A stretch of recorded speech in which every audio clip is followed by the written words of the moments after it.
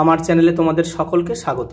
আজ আমরা class 8-এর Ryan Martin প্রশ্নবিচিত্রা থেকে বাংলার দ্বিতীয় পর্যায়ক্রমিক মূল্যায়নের 4 নম্বর স্কুল সলভ করব।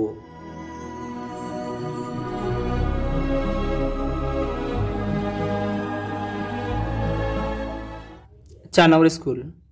প্রথম প্রশ্ন, দাঁড়াও কবিতার কবির নাম শক্তি চট্টোপাধ্যায়। চণ্ডীমণ্ডপে রমেশ জমিদারির হিসাবপত্র দেখছিল গোপাল সরকারের কাছে। এইরূপে নিরাপদে বৃক্ষ শিশুটি ঘুমাইয়া রহিল।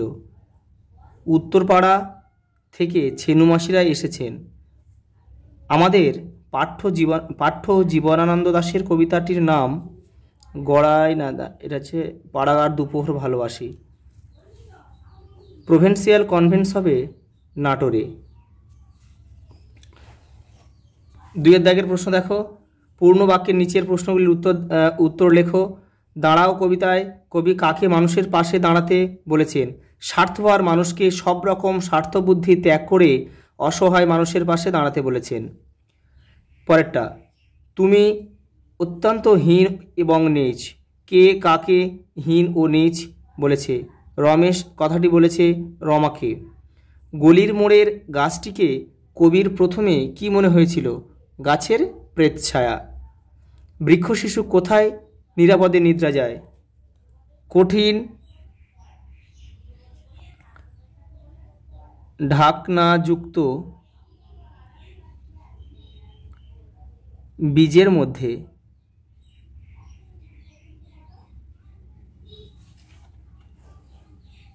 পরের প্রশ্ন,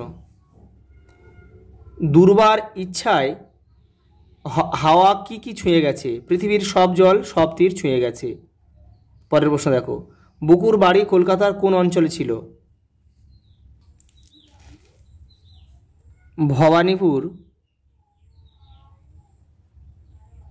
ভবানীপুর অঞ্চলে। দ্বীপ্রহর শব্দের অর্থ কি? দুপ্রহর শব্দের অর্থ দ্বীপ্রহর। দ্বীপ্রহর অর্থাৎ দুপুরবেলা। মাচানের পরে কি আছে? শিম, লতা আর লাউ কুমড়োর ঝাড়। নাটোর বলে কে সম্ভাষিত হতেন? জগদীন্দ্রনাথ।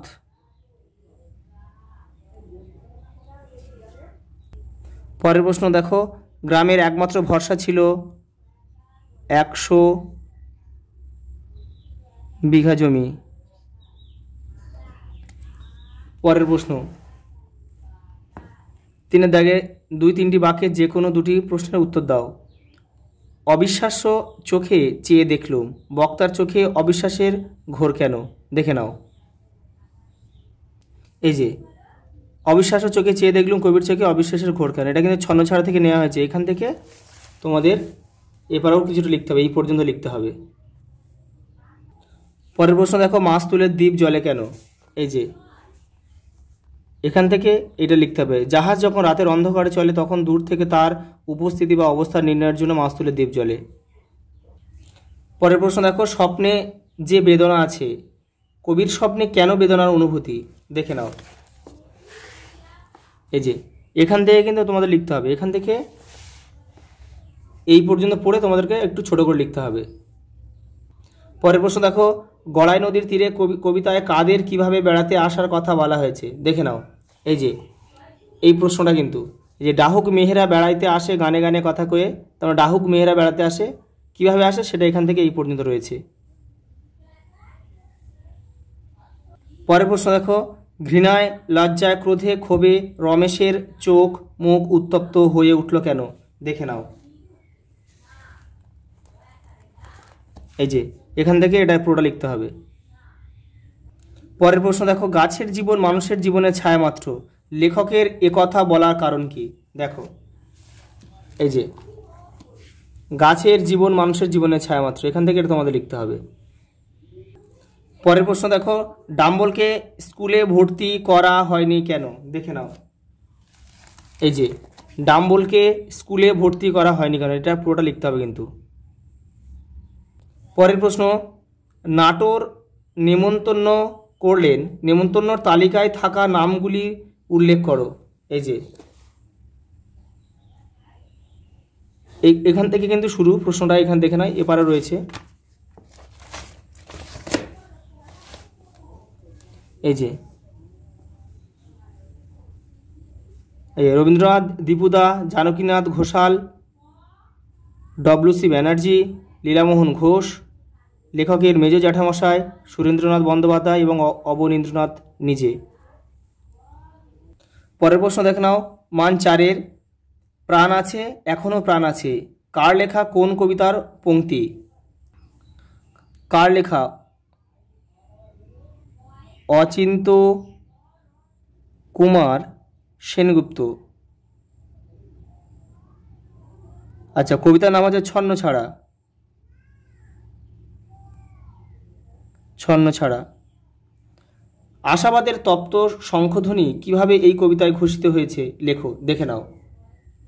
এই যে এখান থেকে এটা পড়ে নিয়ে তোমরা ছোট করে লিখবে। পরের প্রশ্ন দেখো, পাড়াগার দুপুর ভালোবাসি কবিতায় ফুটে ওঠা প্রকৃতির ছবি নিজের ভাষায় লেখো। এই যে প্রকৃতির কেমন ছবি কবিতাটিতে ফুটে উঠেছে এটা লিখতে হবে।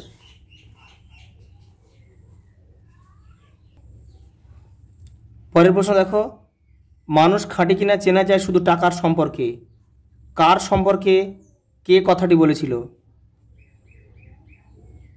রমার সম্পর্কে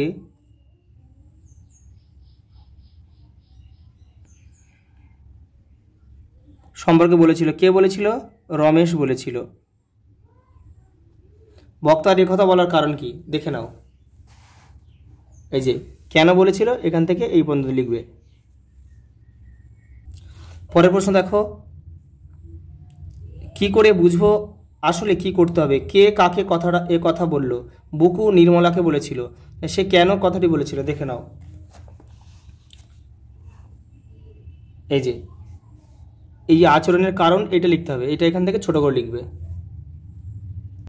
পরের প্রশ্ন দেখো, অপুর গায়ে কাঁটা দিয়ে উঠলো, অপুকে তার গায়ে কাঁটা দিয়ে উঠলো কেন? সর্বজয়ের ছেলে হচ্ছে বা দুর্গার ভাই হচ্ছে অপু। আর দেখে নাও এই যে তার গায়ে কাঁটা দিয়ে উঠলো কেন দেখে নাও। এই যে এখান থেকে এটা পুরোটা পড়ে তোমরা ছোট করে লিখবে। পরের প্রশ্ন, সর্বজয়ার বুক গর্বে ও তৃপ্তিতে ভরিয়া উঠিল, সর্বজয়াকে অপু বা দুর্গার মা, তার গর্ব ও তৃপ্তির কারণ ব্যাখ্যা করো দেখে নাও। এই যে সর্বজয়ার গর্ব ও তৃপ্তিবোধের কারণ কি, এখান থেকে এটা পুরোটা পড়ে ছোট করে লিখবে। পরের প্রশ্ন দেখে নাও, বাক্য কাকে বলে? কতগুলো অর্থপূর্ণ শব্দ পাশাপাশি বসে যখন সম্পূর্ণ মনের ভাব প্রকাশ করে তখন তাকে আমরা বাক্য বলবো। গঠন অনুসারে বাক্য কয় প্রকার ও কী কী? 3 প্রকার, সরল,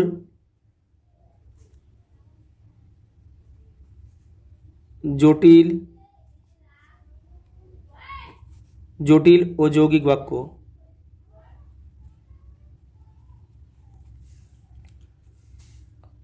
আরেকটা প্রশ্ন দিয়েছে দেখো, তাদের বাড়িতে এরকম জিনিস নাই, গঠন অনুসারে এটি কোন প্রকার বাক্য? সরল বাক্য। বাক্যটিকে অন্য 2 প্রকার বাক্যে রূপান্তরিত করো দেখে নাও। এটাকে প্রশ্নবোধক বাক্য করা হচ্ছে। তাদের বাড়িতে কি এরকম জিনিস না আছে, জিজ্ঞাসা চিহ্ন দিতে হবে, এটা কিন্তু প্রশ্নবোধক বাক্য, প্রশ্নবাচক বা প্রশ্নবোধক। পরেরটা দেখো, তাদের বাড়িতে এরকম জিনিস রেখো না, আদেশসূচক বাক্য।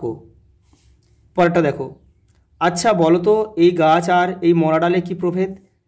এই বাক্যটির আচ্ছা, এই ও মরা পদগুলির প্রকার লিখে তাদের নিজের গঠিত বাক্যে ব্যবহার করো। দেখো, আচ্ছা হচ্ছে একটা অব্যয় পদ, এই হচ্ছে সর্বনাম পদ, আর মরা হচ্ছে বিশেষণ পদ।